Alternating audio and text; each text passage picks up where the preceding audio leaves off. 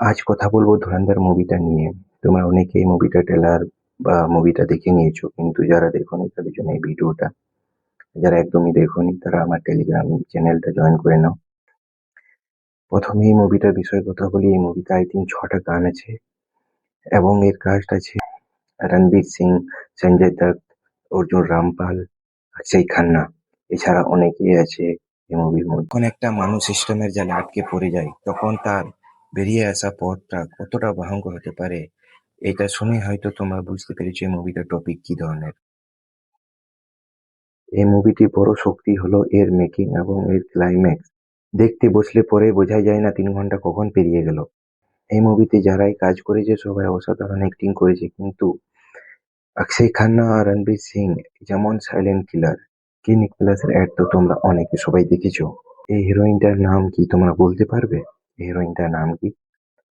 এর নাম সারা। এর ওল্ড হলো 20 ইয়ার্স।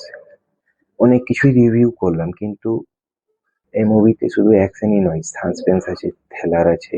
এই মুভিটা দেখলে বসলে পরে তুমি বুঝতেই পারবে না তোমার 3 ঘন্টা কখন পেরিয়ে গেল। সত্যি তাই অসাধারণ মুভি এটা। মাঠ তোমার হতে পারে কিন্তু খেলাটা আমার। একবার যখন মাঠে নেমেছি তখন ম্যাচটা শেষ করেই ফিরবো।